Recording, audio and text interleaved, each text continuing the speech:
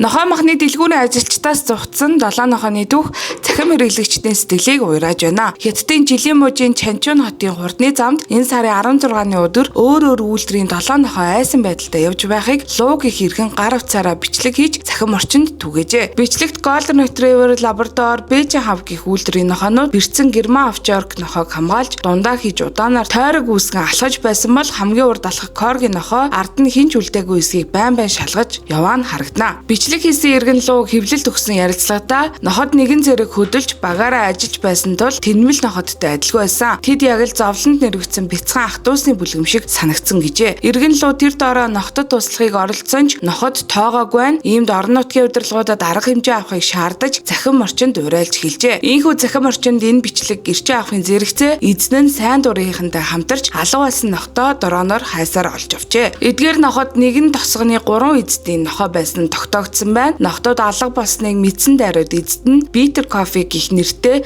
тэнмэл нохтыг авран хамгаалах төв сайн дурынхантай хамтран өргөн хүрээний 90 хаах ажиллагаа эхлүүлж 3 дугаар сарын 18-нд 7 нохойг бүгдийг нисэн мэнд олсон нь энэ юм а. Ноход 17 км замыг туулсны эцэст эзэдтэй олсон ба тэд шавартай усгүйдсэн байсан ч эзэдтэйгээ уулзмах сэтгэл санаа наажмаар тогтворцсон байна. Тэдний эзэд өөрсдийн нохоогоо 9 мэнд олсондоо баяртай байгаа төдийгүй нохтороо ихэд бахархаж байгаагаа мэдээлжээ. Нэгэн сайн дурын ажилтан нохой махны дэлгүүр ажилуулдаг хүмүүс нохтыг хулгайлсан бөгөөд ачааны машины торыг эвдэлж хамтдаа зугтсан байж магадгүй гэж мэдээлсэн байна. Хэдийгээр үүнийг харсан гэрч байхгүй ч Хятадын хойд хэсэг цөөн хідэн нохой махын ресторан одоо хүртэл үйл ажиллагаа явуулсаар байгаа юм а. Хүйтэн өвлийн улиралд нохой мах идэх нь дулаан тижээлэг чанарыг өгдөг гэж нутгийн иргэд үздэг байна. Дилан амьтныг хамгаалах холбоотын мэдээлснээр нохой махаар үйлчилдэг ресторан тусгаалan идэх зориулалтаар нохой тижээх нь өндөр зардалтай байдаг. Иймд нохой махны дэлгүүрүүд ихэвчлэн тэнмэл хулгайлагдсан нохойг агнах нь хямд их үүсвэр болдог гэж